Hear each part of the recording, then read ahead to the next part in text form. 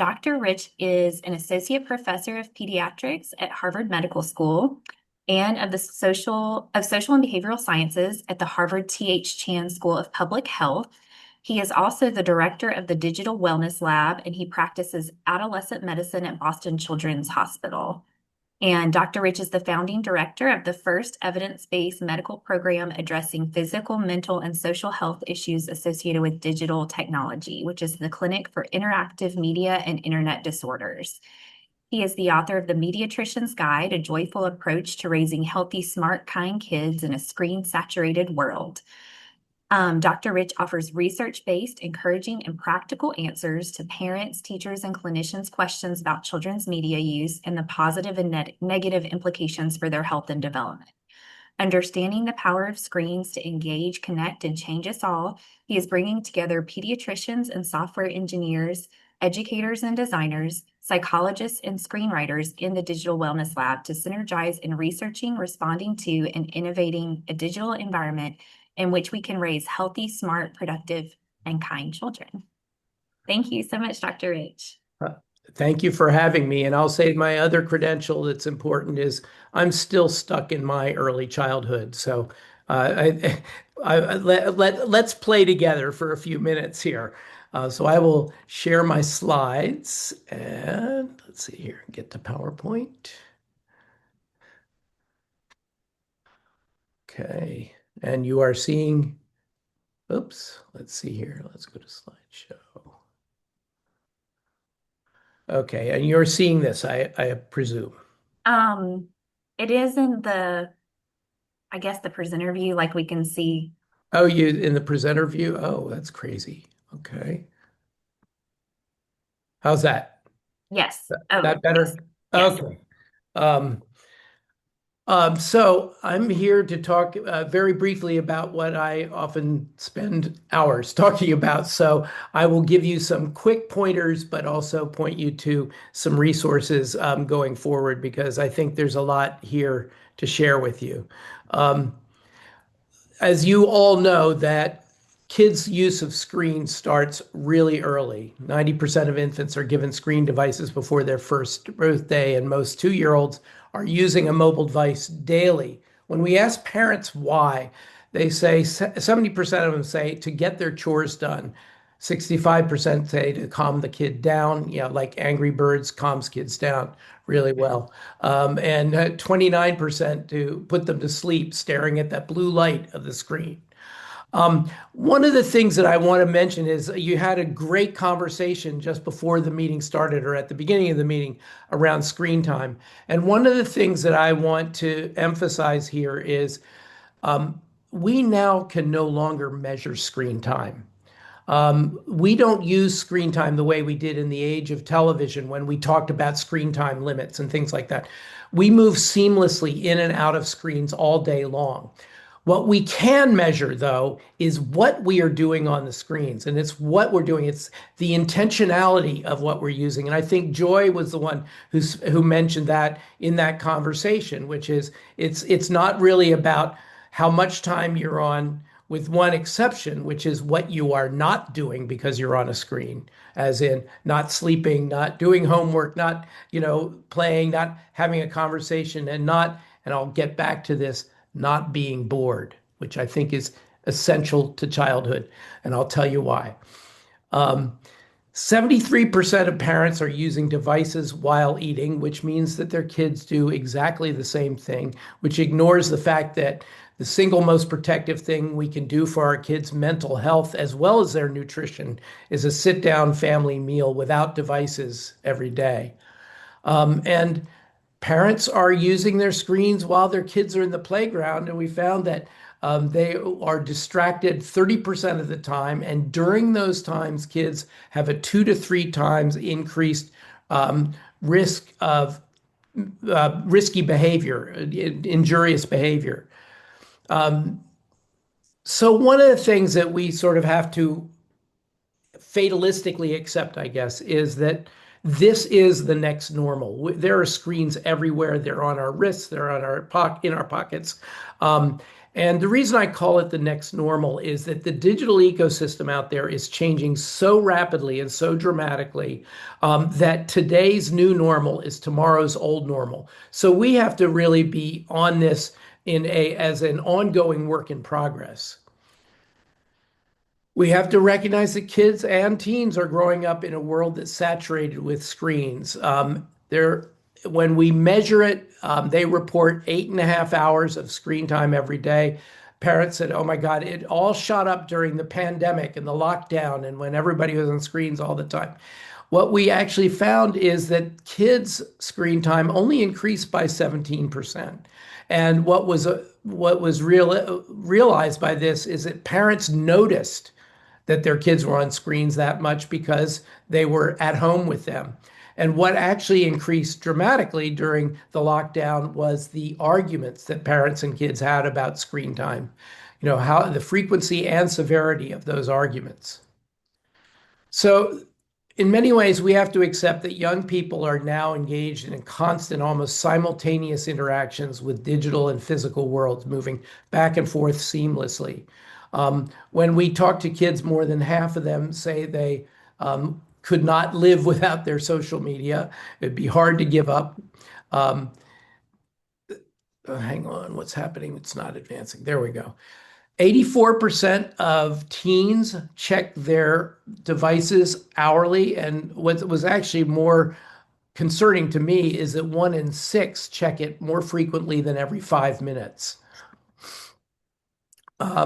So another thing about this rapidly evolving digital ecosystem is it allows young people to be connected to anyone, anywhere, at any time, including those toddlers and even infants that are on tablets.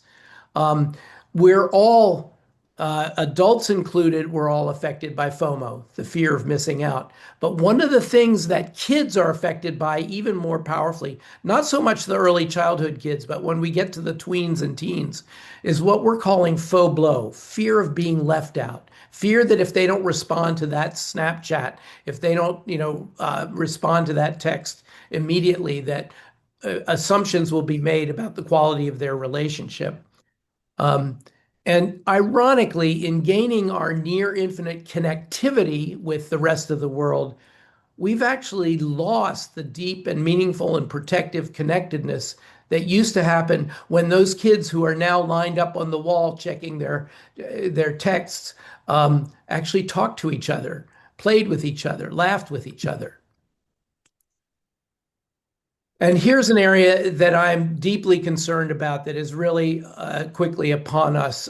Again, more affecting the teens that your early childhood kids are going to be.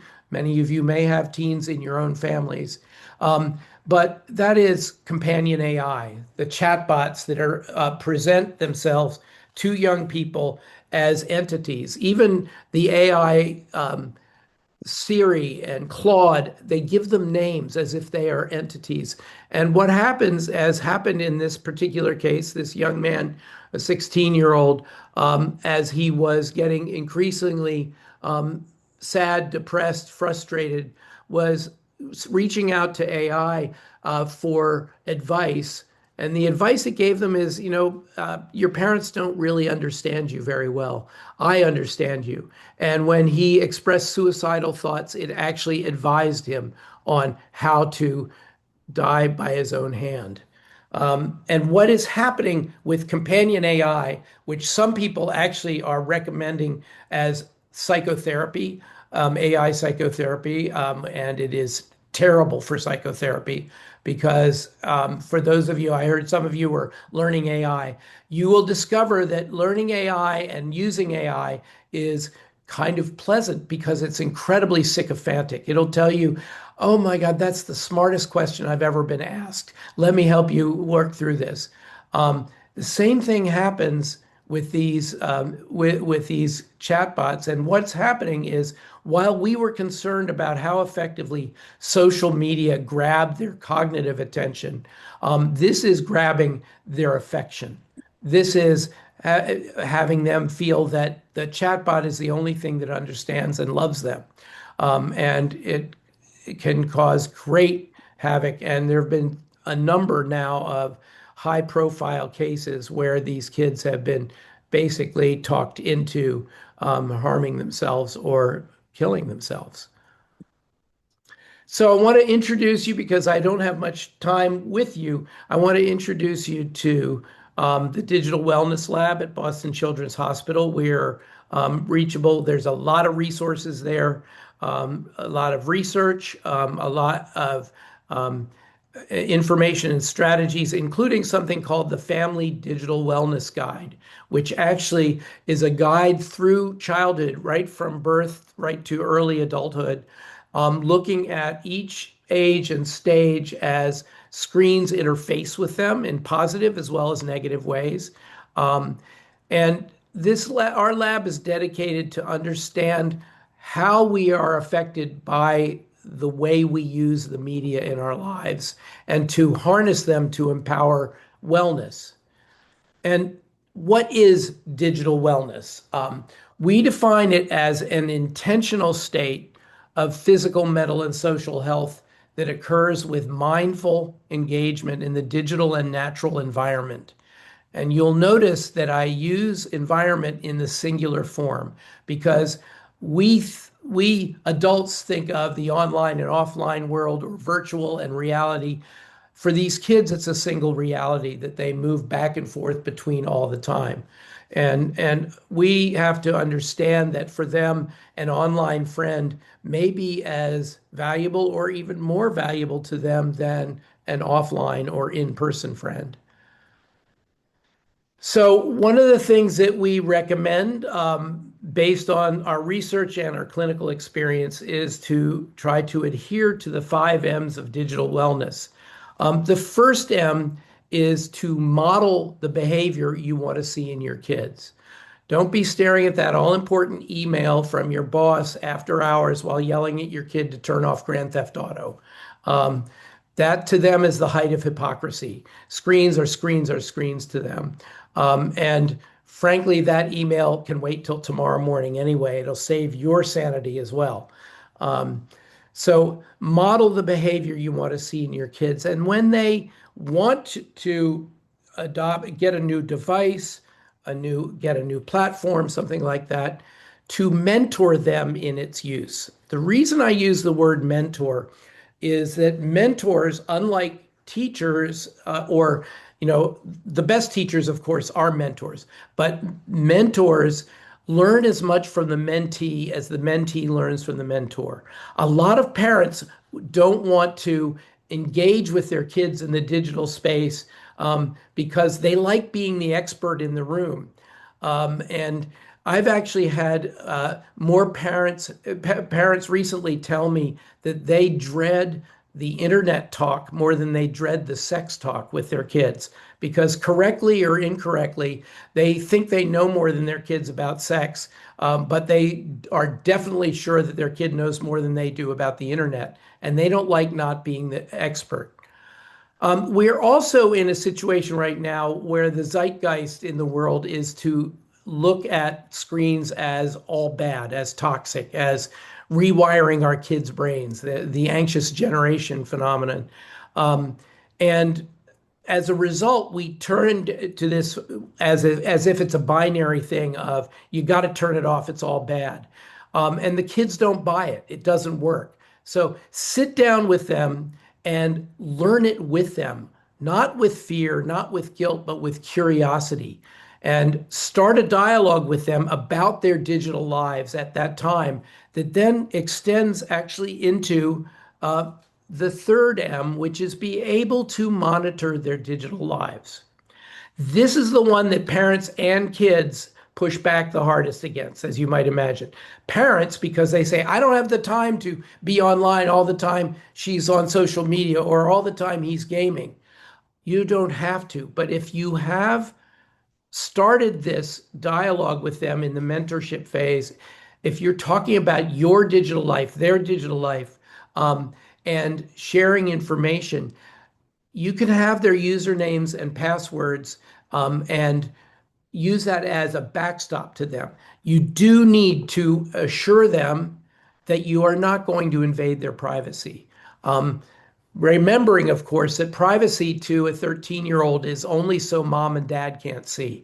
They're oblivious to the rest of the world who have less good intentions. But say, look, I'm here if you need me, if you come across something that's confusing, upsetting, etc. Just come to me. You're not going to be in trouble for it. What we don't want to do is force these kids underground by making it a bad thing. Now, with these three M's, we get actually two goodies that are M's. The next one is we make memories. We don't make memories of the video games we play or the social media interchanges we have, except when they go wrong.